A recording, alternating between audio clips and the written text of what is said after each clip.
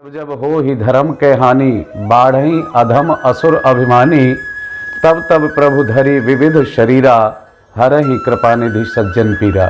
श्री भगवान के अवतार पाप को मिटाने के लिए होते हैं, अधर्मियों को मिटाने के लिए होते हैं। कि जो भगवान हम सबको बनाते हैं, जिस भगवान ने इस पूरी सृष्टि की रचना की है, क्या वो जब वहाँ बैठ कर के हमको बना सकता है, तो क्या वहाँ बैठ कर के इन राक्षसों का प्राणांत नहीं कर सकता?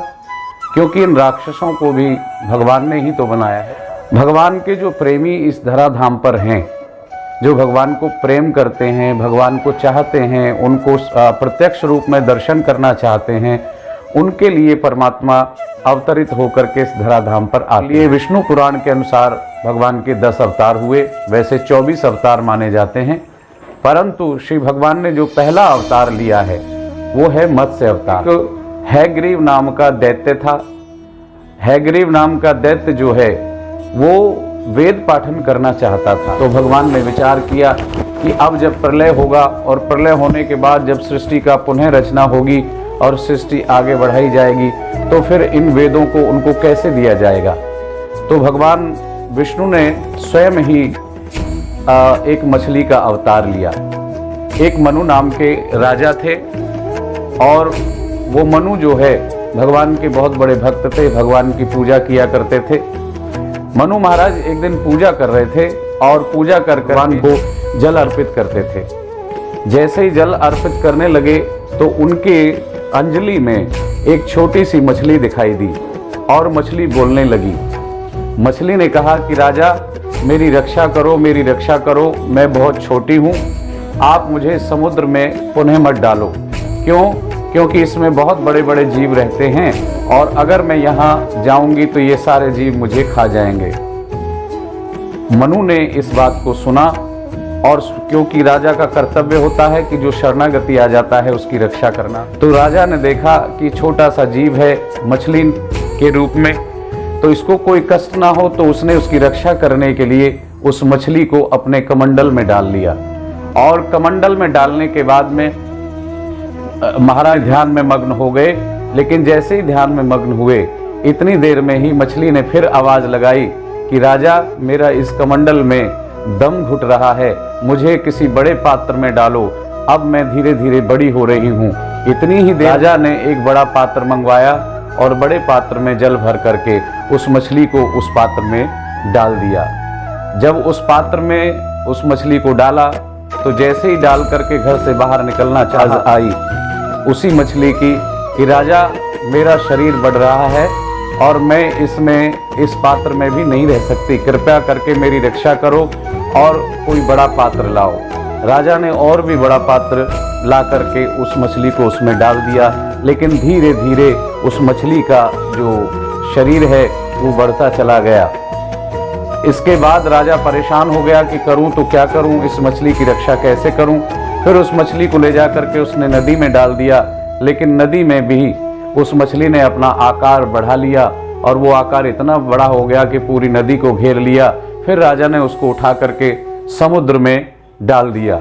जब समुद्र में डाल दिया उस मछली को, तो उस मछली ने आधा समुद्र अपने शरीर से ढक लिया।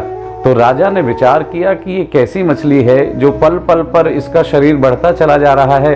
और फिर भगवान की कृपा हुई, उसको याद आया कहीं ऐसा तो नहीं कि जिस भगवान की आराधना मैं दर्शन करने के लिए कर रहा हूँ ये वही भगवान हूँ। और फिर राजा ने हाथ जोड़ करके प्रार्थना की कि मैं समझ गया आप कोई और नहीं, आप साक्षात नारायण हैं, मेरे प्रभु हैं, मैं आप ही के दर्शन के लिए ये प्रार्थना कर रहा था और मेरी तपस्या लगता है पूर्ण हो गई, आप मुझे दर्शन देने के लिए आ गए। मछली का जो मुख था वो नारायण के रूप में प्रकट हुआ और फिर कहा कि राजा मैं ही ये अवतार मत्स्य अवतार लेकर के आया हूँ जगत के कल्याण के लिए। और सुनो मैं तुमसे कुछ कहना चाहता हूँ कि अभी कुछ देर बाद प्रलय आने वाला है और जब प्रलय आएगा तो सब कुछ नष्ट हो जाएगा, परंतु मैं तुमसे एक विनती करना चाहता हूँ, एक बड़ी सी नाव बनाओ और बड़ी नाव बना करके उसमें अपने समस्त परिवार को और सप्त ऋषियों को और वासुकी नाग को भी अपने साथ लेना ना भूलना। जैसे ही प्रलय आए उन सबको नाव में बैठा लेना और तुम्हारी रक्षा हो जाएगी। ऐसा कहा भगवान ने और राजा मनु जो है अपने घर को प्रस्थान कर गया। इधर महाराज जब भगवान का स्वरूप देखा, हैग्रीव जो समुद्र में छुपा हुआ था राक्षस उन वेदों को लेकर के, वो जब बाहर आकर के उसने विशाल काय स्वरूप भगवान का देखा तो भयभीत हो गया। दानव शरीर था, इसलिए उसने उस मछली रूपी भगवान नारायण के साथ युद्ध प्रारंभ कर दिया। और सज्जनों, आप जानते हैं भगवान से कौन जीत सकता है। भगवान ने थोड़ी देर में ही उस हैग्रीव नामक राक्षस का अंत कर दिया। भगवान गए और वेदों को लेकर के आए और महाराज मनु को सौंप दिया कि जब प्रलय आए उसी समय इन सब चीज़ों को लेकर के नाव में सवार हो जाना। और फिर वही हुआ। कुछ देर के बाद चारों तरफ भयंकर बाढ़ आ गई, चारों तरफ हाहाकार मच गया, सब कुछ नष्ट होने लगा। तो महाराज मनु ने भगवान की वाणी को सत्य समझ करके उस नाव को समुद्र में डाला और समुद्र में डाल करके अपने समस्त परिवार को और सृष्टि के प्रत्येक जीव, नर और मादा दोनों को, जैसा भगवान का आदेश था, और सप्त ऋषियों को लेकर के उस नाव में मनु महाराज वो सवार हो गए। भयंकर प्रलय आई, समुद्र में भी तूफान आने लगा। तो उसी समय भगवान मत्स्य यानी मछली के रूप में जो उस समुद्र में थे वो आए और उन्होंने मनु से इशारा किया कि ये वासुकी जो नाग जो है इसको मेरी तरफ फेंक दो और मेरा जो मुख है उसके ऊपर एक सींग है उसमें बांध दो और मैं आपको रास्ता दिखाऊंगा। तो नाव को भगवान के उस सींग के साथ बांध दिया गया और मत्स्य अवतार रूपी भगवान नारायण उस नाव को लेकर के दूसरी तरफ किनारे पर चले गए और प्रलय शांत हो गया। दोबारा से सृष्टि का निर्माण हुआ और जब सृष्टि का निर्माण हुआ तो ये जितने जीव नाव में सवार थे, इन्हीं से पुनः फिर चतुर्युगी ब्रह्मा की प्रारंभ हुई और वहीं से दोबारा सृष्टि का सृजन होने लगा और एक नई सृष्टि प्रारंभ हो गई।